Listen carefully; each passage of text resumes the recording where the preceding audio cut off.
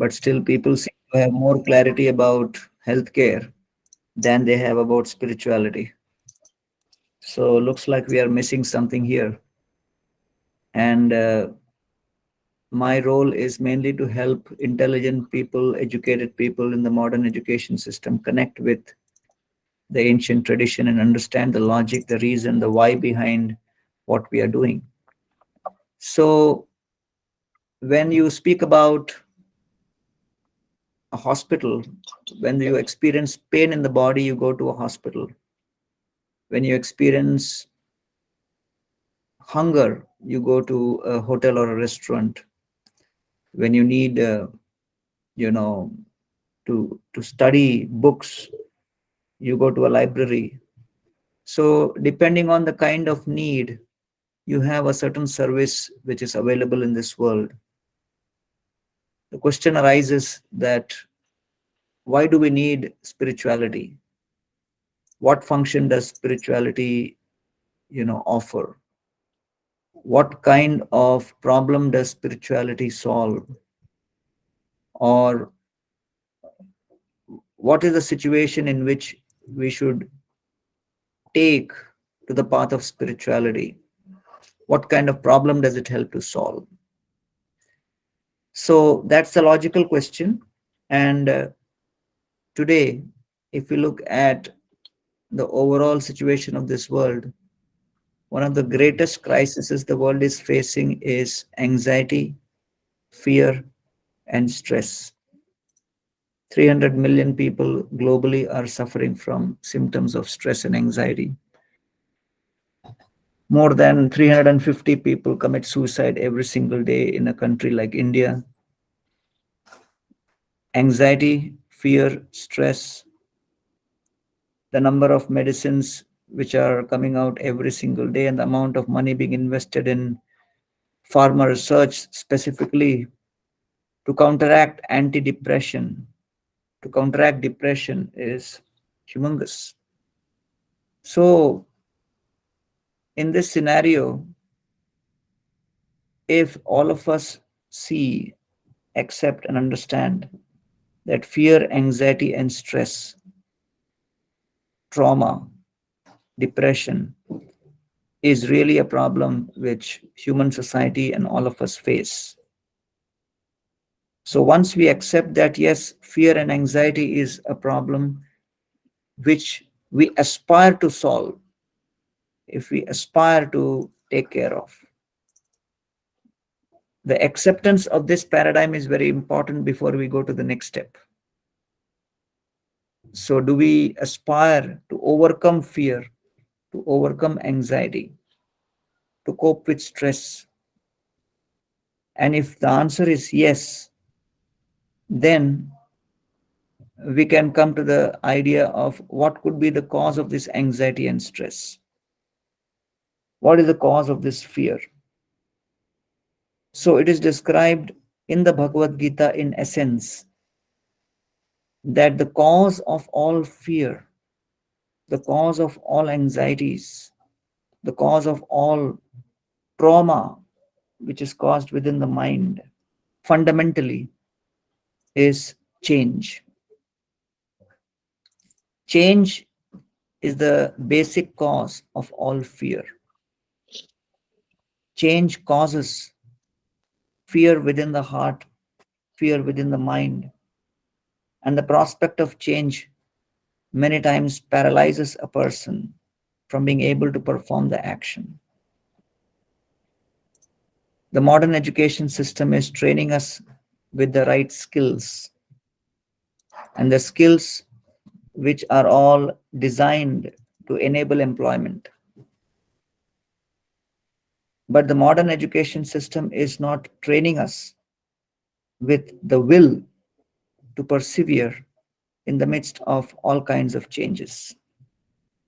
And therefore, if you look at this one word, change, that's what we are focused upon as far as the message of the Gita is concerned. How to cope with change, how to deal with change, why and how does change create anxiety and fear? and what is the method, process to actually remain steady in the midst of all of this change. That's in essence the idea of the Bhagavad Gita. Therefore, from time immemorial, the Vedic literatures have been focused on helping each one of us understand what are the different elements of change which we are trying to prevent through our education system, as most of you are computer engineers or engineers who are now skilled in how to use the computers and employed in Google. So, all of you will realize that if you want to summarize the sum total of all your efforts so far, your efforts in trying to become successful in life. So, the current paradigm of success, the current paradigm of what we consider to be achiever, is the ability to manipulate, control, and deal with or prevent as much change as possible in 8 things. So we try to control these 8, and the sum total of this 8 is what we consider to be our life in general. And when we lose control over this 8, and things within these 8 paradigms and parameters start changing beyond our control, that is when anxiety, stress, and fear begin. So, what are these 8 items? Because the internet is filled with information, the internet is filled with so much of stuff and data. But all of that information and data can be encapsulated within these 8 categories. First is Atma. Atma refers to body. In different contexts, it refers to different things, but in this specific verse, it refers to body. All of us aspire to control our body so that it remains healthy and disease free. The choices we make is many times to make sure that we are able to remove the pain from the body, diminish the pain of the body, and enhance the pleasure of the body. So, the body is a very important focus area of our investment of time and energy. One visit to a doctor can sometimes create warning of major changes which have occurred within. And the doctor may say that, oh, there is a tumor, there is a possible cancer, there is need for a surgery. And just hearing about that sudden change which has occurred within the body can fill us with trauma and fear. So, yes, the first item is the body, and we do our level best to maintain our body as healthy as possible, to keep it pain free and pleasure filled. But we are not always successful. And any kind of a nagging pain in any corner of the body intuitively creates feelings of fear within, the fear of what could be going wrong within my body. So, therefore, that's the first principle which we are trying to control and prevent change in the body. Maintain the relationship with the body to increase in its pleasure and decrease in its pain. Second, Jaya. Jaya refers to the relationship we try to have with a husband or a wife or a spouse or a life partner. That relationship requires a lot of investment. That relationship requires a lot of attention. That relationship fills us with a lot of hope.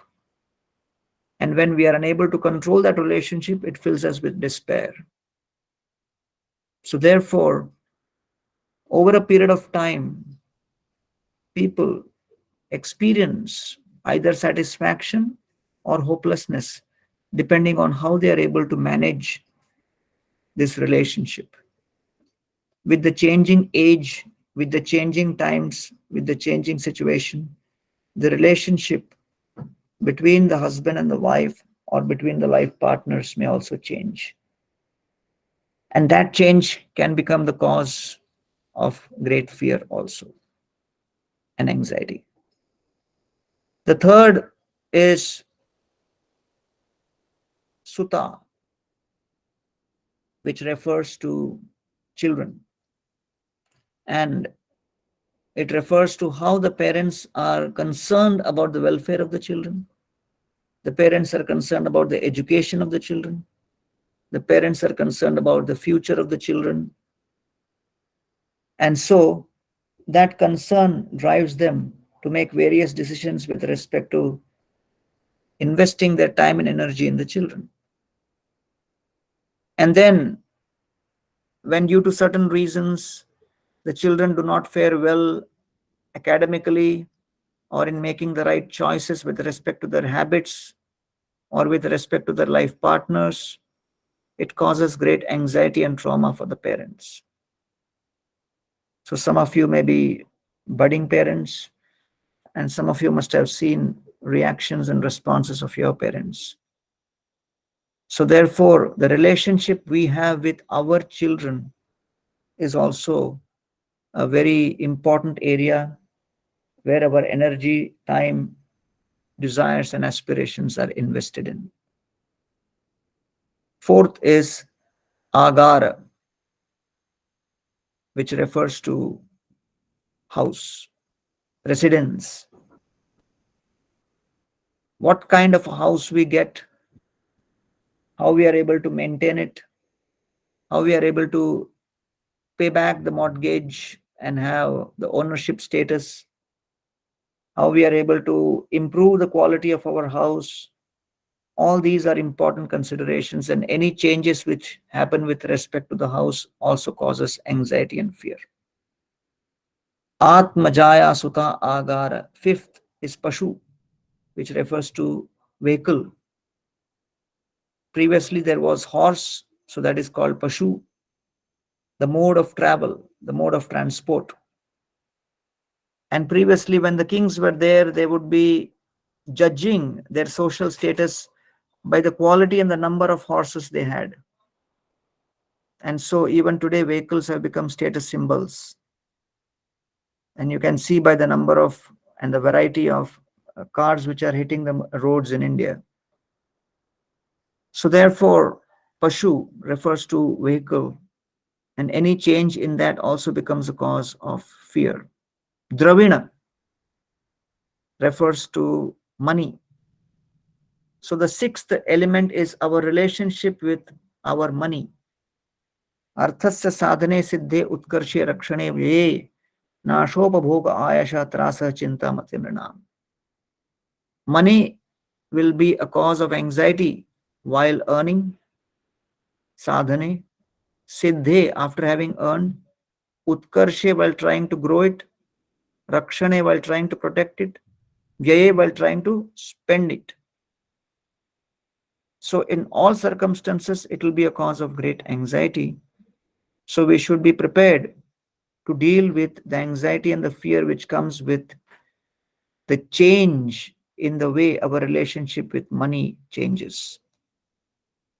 So, the growth of money and the sudden loss of money, change, will be the cause of some kind of fear and trauma. Then, next, Utkarshe Atmajaya Sutagara Pashu Dravina Bandhushu. Seventh is our relationship with our social circle. Man is a social animal, and ultimately we are looking for acceptance, and our brain is wired to fear social rejection. any situation which probably creates a possibility that we may be socially rejected puts us through great anxiety, to the extent that many people even become so hopeless, and the fear of rejection drives people to even suicides. So, therefore, social acceptance, social respect is a major consideration. And especially in Indian society, where society is closely intertwined, it is even more important and critical.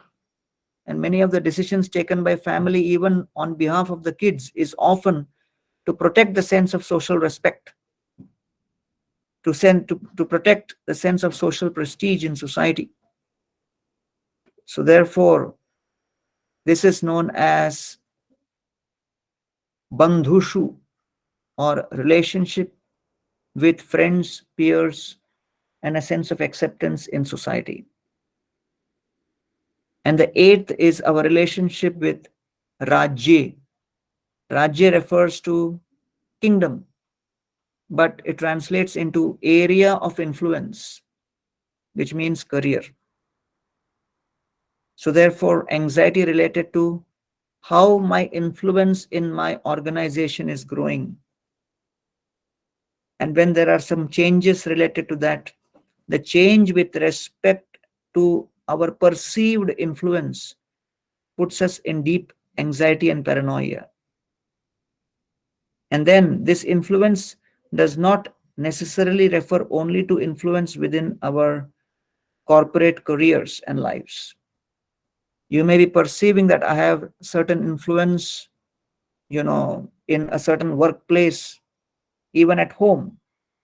And therefore, after marriage, even within a kitchen, there are conflicts between the daughter in law and mother in law over perceived influence of that workplace. So, therefore, Rajya refers to scope and influence within an area which we have defined as our place of work. And I have been to hospitals and ICUs where people have experienced heart attacks. And when I ask them why you got heart attack, they have only one answer. We were expecting this promotion, and someone who was 2 levels junior was given that promotion. And we could not handle that.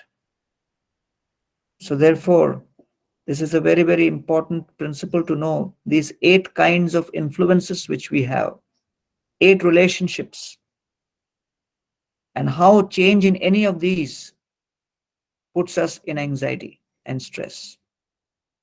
Change in the body, change in our relationship with husband or wife, change in the relationship with our kids, or change in whatever the kids are going through,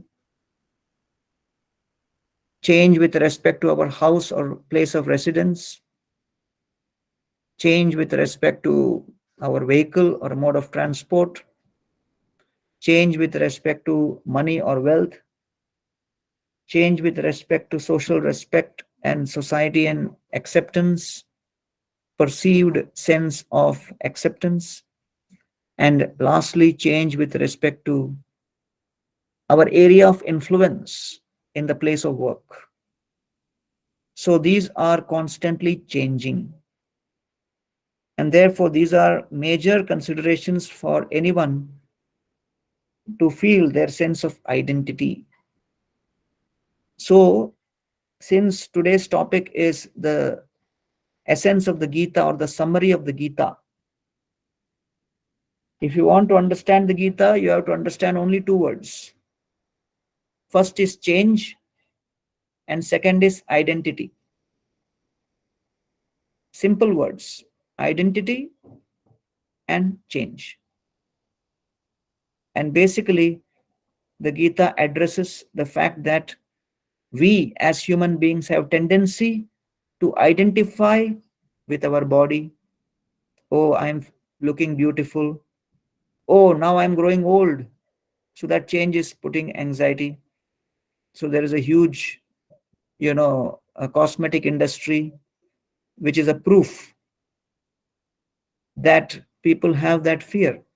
of that change. Otherwise, the cosmetic industry would not exist and would not make so much money. So there is an identity with respect to the body. There is an identity with respect to this is my husband, this is my wife. There is an identity with respect to this is my son, this is my daughter. There is an identity with respect to this is my house. There is an identity with respect to this is my vehicle. There is an identity with respect to this is my money, this is my economic status.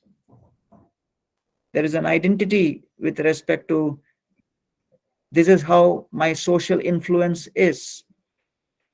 And it translates in today's paradigm in terms of social media's acceptance of your presence.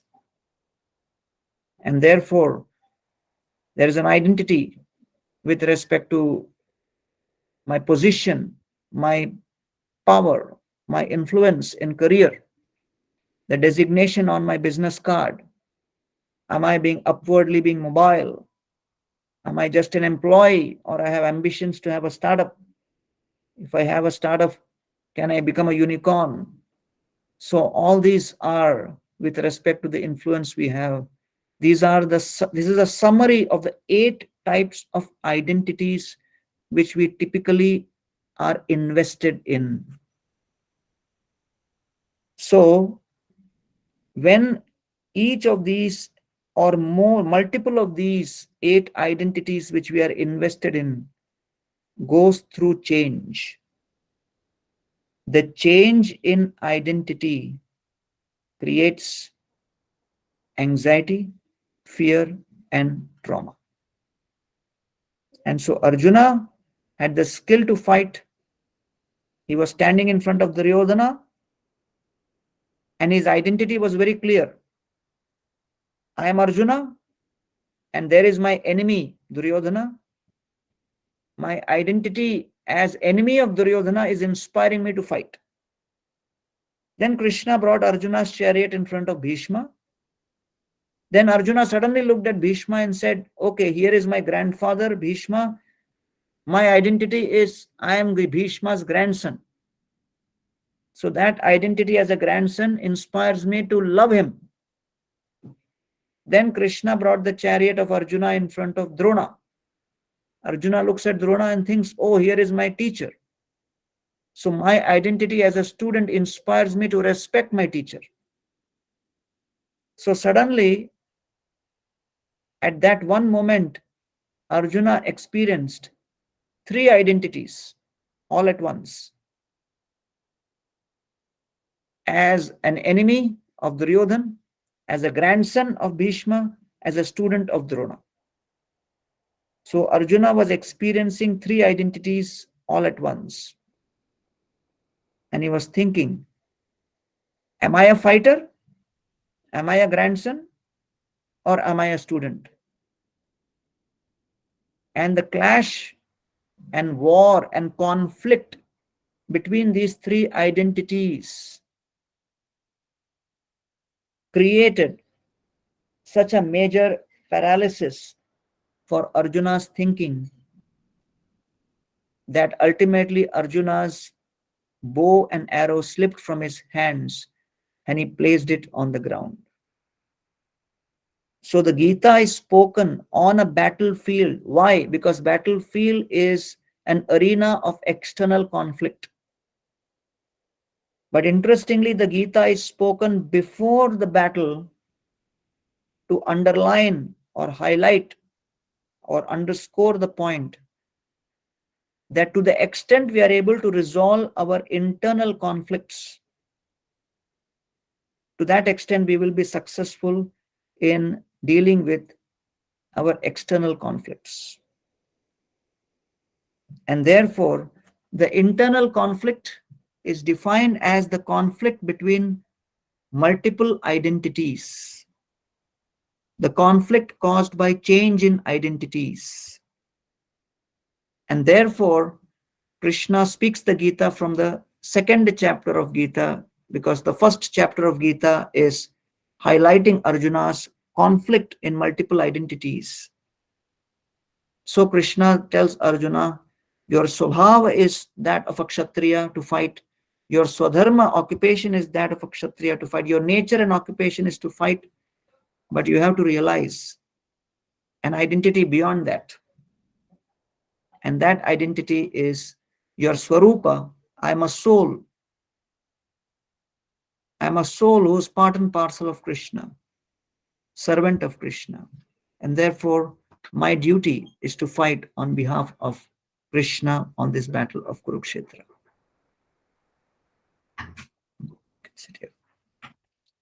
So therefore, the Krishna then spoke the Bhagavad Gita and goes on till the 18th chapter and ends the Gita by explaining to Arjuna that you have to now fight this battle with the identity that I am a soul. And therefore, all these other identities, while you are identifying with your body, with your husband or wife, with children, with money, with vehicles, with one's own social acceptance, with money, and with one's influence and career. All these 8 kinds of identifications, what they actually do is they keep us in a sense of illusion. And therefore, these identities are subjected to change. Therefore, dear Arjuna, as long as you are identifying with these 8, your level of motivation and intention will be either in tamogun, mode of ignorance, which is fear, or it will be mode of passion, which is intention or motivation of desire. So as long as we are motivated or have intention of fear and desire, there will always be anxiety. To come to the level of peace, you have to come to the 3rd level of motivation or intention, which is sense of duty. And so Krishna explains in the 2nd chapter, Karmanyevadhikaraste ma phaleshu kadachan. So therefore, inspiration, intention, and motivation by sense of duty is the beginning of reaching the path of peace. But we can only lead a life of duty without conflict when we are acting with the identity that I am a soul. And therefore, the knowledge of the soul is described in all the Vedic literatures. That yes, apart from all the other identities, my core identity is I am an Atma, I am a soul. And the idea and the knowledge of the soul is not to be brought out only in crematoriums, only in obituary columns after someone departs. But the knowledge of the soul can actually be understood, experienced with the same clarity, just like computer science. It's a science and technology which is logical and has its cause and effect understanding, just like any engineering subject. So therefore, the Gita is spoken by Krishna to Arjuna to help Arjuna overcome his investment in these 8 types of identities, 8 varieties of identities, which are constantly subjected to change, and thus overcome the trauma caused by change in identity by becoming focused on his core identity as a soul, which is within all the different coverings of our gross and subtle body. And that identity as a soul never changes, even till the time of death. And therefore, this knowledge of the soul or Atma is known as Adhyatmik Gyan or spiritual knowledge, knowledge of the spirit. And therefore, the Gita addresses 5 topics. The Gita addresses that there are 5 powers in this world which are making everything happen. First is there is the jiva, the soul. Everybody can accept, yes, I am a person.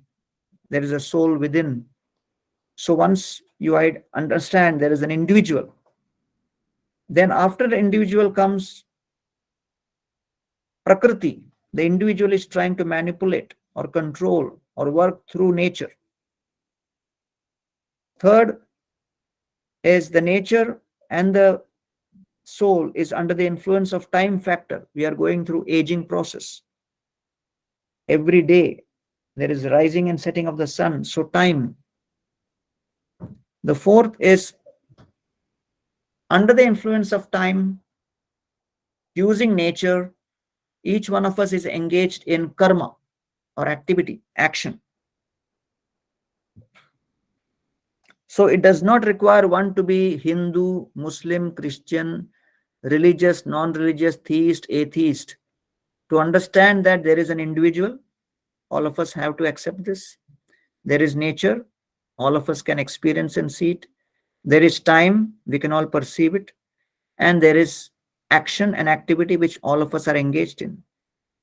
So 4 out of the 5 topics of the Bhagavad Gita are self-evident.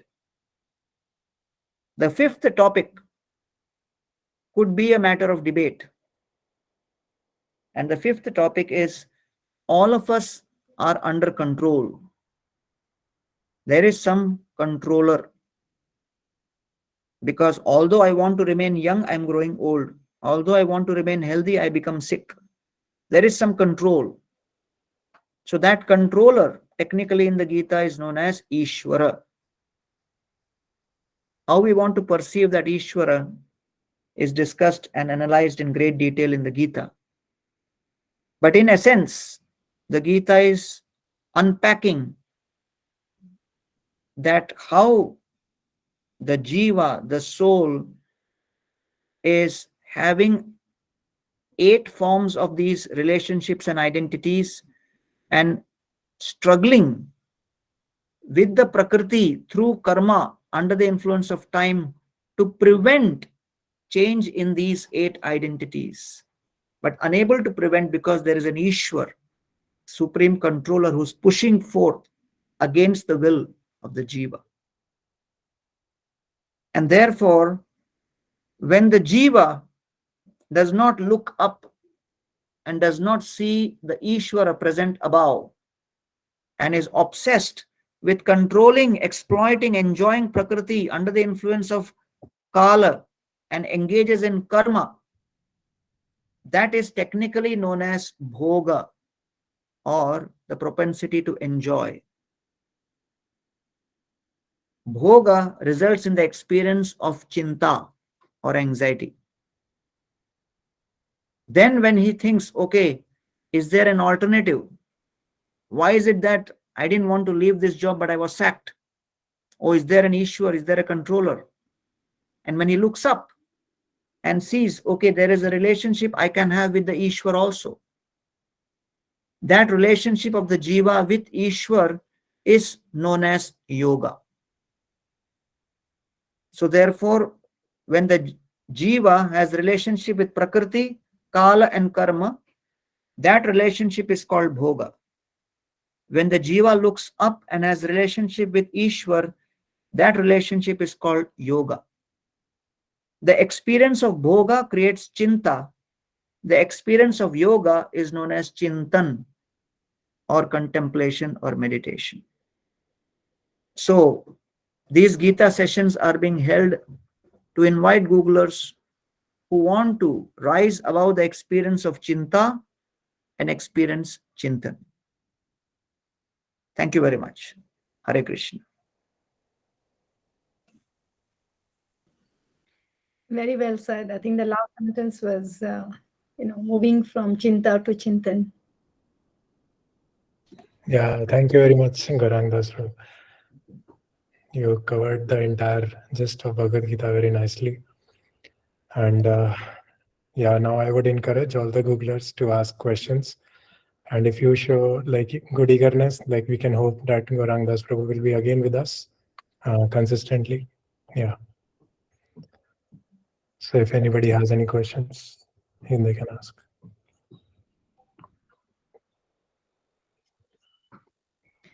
Nisha is saying, Hare Krishna, this was very That is- soothing to hear. Thank you for your comment, Nisha. Thank you. I guess I can ask one question. Yeah, please. Prabhuji, how would you, define God? Is it like a cop to kind of keep us reformed, a friend to be with us in good times and in bad? Like, help us understand God, Prabhuji. I think the first step to understand that we are in control. So once we accept that we are in control or we are under control and we do not have full freedom to express and exploit the way we want, then the subject matter of God is a matter of gradual investigation and unpacking. Right? So therefore, the most important thing is to recognize that I am under control. I am in situation of suffering, which means to not get what I want and to get what I don't want. So do I have experiences that I get what I don't want and I don't get what I want? If yes, so looks like I'm not in full control. So if I am not in full control, who's in full control? Maybe Biden, maybe someone else. So then the process of exploration and investigation can begin. But the first level of discussion is only how much do we agree, with what intensity and what level of conviction we agree that I am not in control.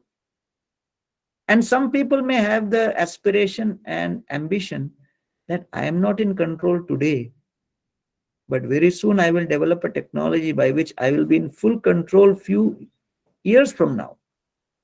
So therefore, when I am speaking to a group of Googlers, I cannot assume that everybody is already convinced that they are not in control or they will never be in full control, because quite a few people may be also having plans in mind how we can be in full control. So depending on how that conversation goes and ends, then only God and other things will come. So I think we should not get into a discussion which is not yet mature enough for a detailed answer. So I hope you get my point. I do. Thank you. Thank you so much. Yes, Sahil has next question. Thank you, Prabhu, for answering this question. Thank you. Guruji, Jai Shri Krishna. So Yes. I have a question here. Like as we say, control is in the hands of the God, right? So if we are making a mistake, then mistake is driven by whom? It is driven by me or by the God? And what is the contribution of mine? And which power is making my contribution as part of it? Like it's my ill, or like what's the contribution by the God? What's the contribution of my karma? So that's a confusion there. Very, very, very interesting question. I'm just typing the words asked by Sumit ji.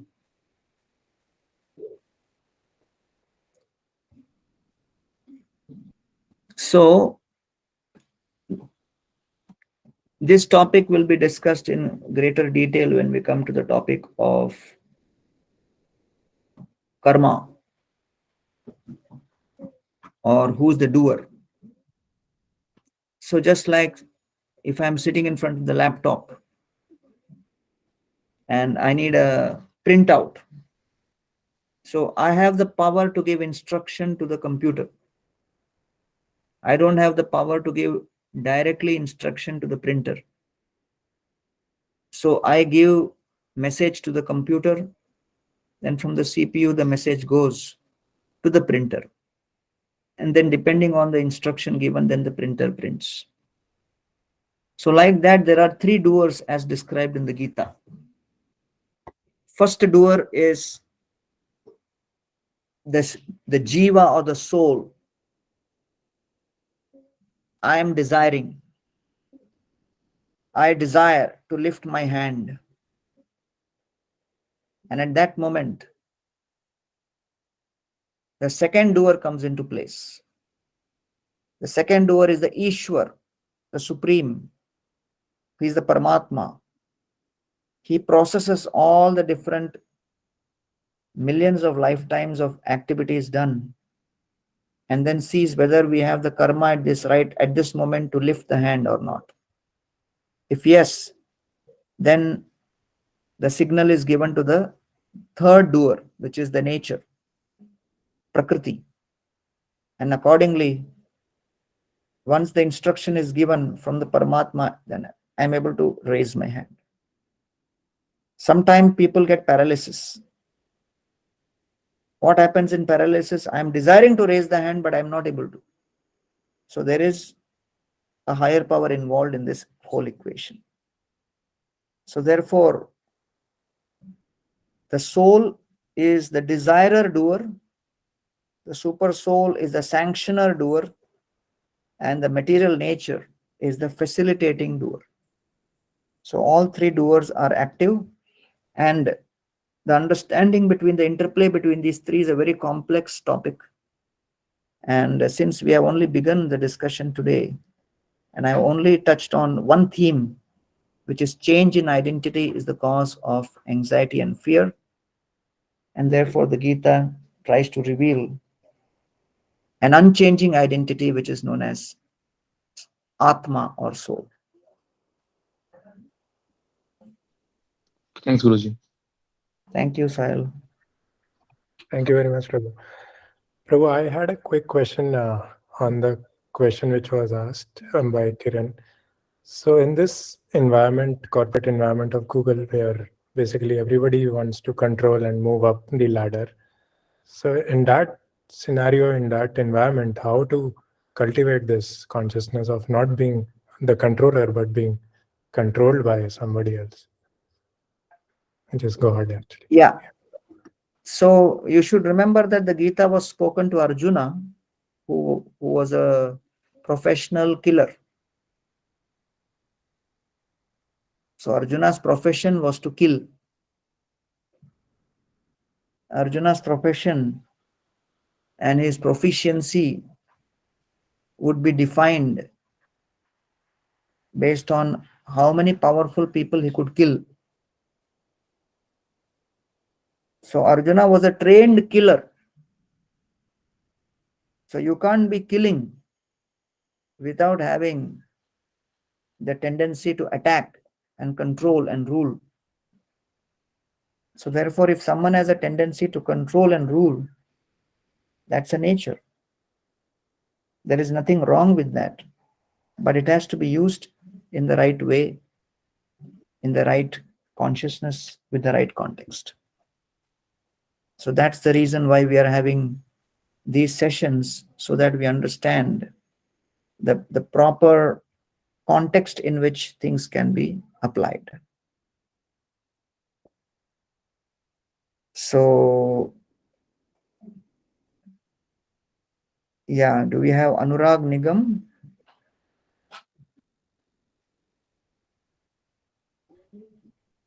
Anurag, you might be on mute if you're talking. Yeah.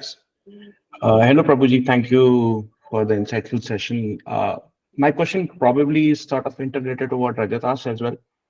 But in the opening session, now that we know the 8 identities who sort of govern our overall life, how do we take because fear, stress, and anxiety in itself are like very powerful emotions that sort of overcome in the heat of the moment.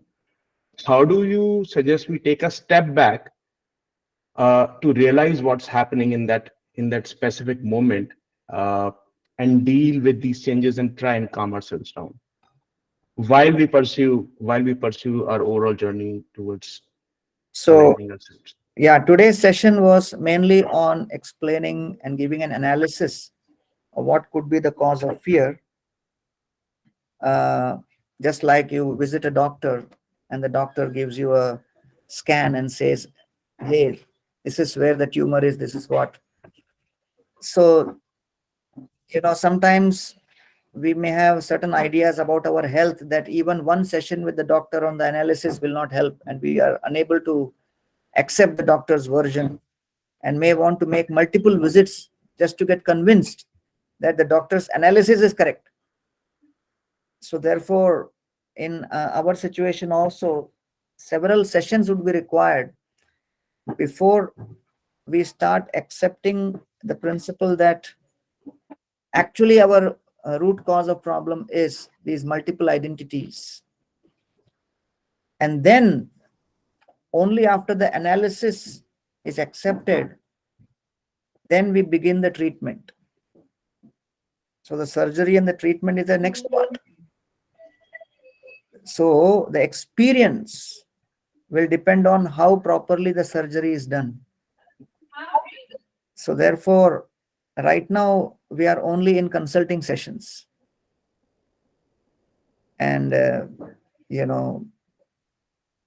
typically I've just given an idea.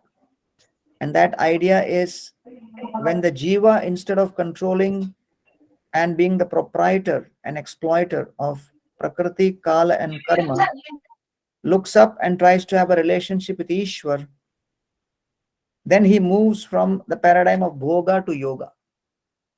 So I've given a hint. The hint is to establish the principle of yoga.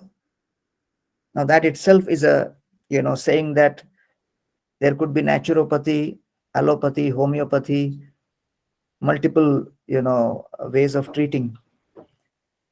So therefore, we have just begun a conversation, and I have kept the things very, very simple and basic, so that you first get convinced on why there is a need. And once there is conviction on the need, then other things will follow. Okay, so we can have the last question from Gopa. Yeah, Mother. Gopa, you can go ahead. Thank you. Hare Krishna Gaurangi Prabhuji. Hare Krishna. My question is again to do with fear, the fear of death, the fear of losing near ones, and maybe how to overcome the anxiety that stems from there. I understand this is a vast topic. Of course, we will need many different conversations on it. But if you can touch upon it slightly today, and then maybe we can have follow-up sessions as we proceed through this. Thank you. Yes.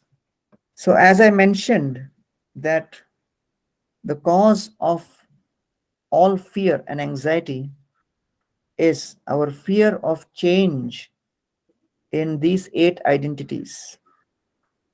Identity with our body, identity with respect to our husband or wife, identity with respect to our kids, identity with respect to our house or place of dwelling, identity with respect to our vehicle, identity with respect to wealth, identity with respect to social acceptance, social prestige, and identity with respect to area of influence or career. So when we are identifying with these 8, any change in these 8 creates trauma and anxiety. So when you extrapolate this fear, which is connected to change, and take it to the highest possible change which is possible in life, which is that the body is snatched away from us. Okay. Losing wealth causes fear. Losing a position causes fear. Losing property causes fear. Losing a relationship causes fear and anxiety. But just imagine losing the body. So therefore, amongst all the types of fears, the loss of the body is the highest cause of fear. And therefore, the fear of death is the greatest. And again, this is just a theoretical idea we are sharing right now. The experience of overcoming that fear will require a lifelong dedicated practice of yoga. And that's how the healing begins. So therefore, this is just an idea on which way we need to go.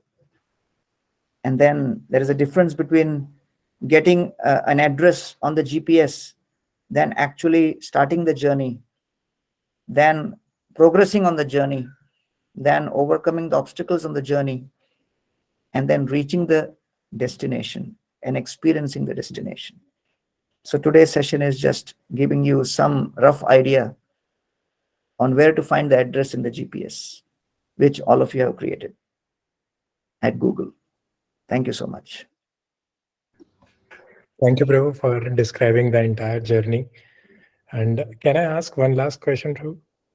Unfortunately, my next meeting is beginning right now. So Okay. it's 11 o'clock and you had said 10 to 11. Sure, Prabhu, sure. Thank you very much for your time, and we would look forward to more sessions from you. Yeah.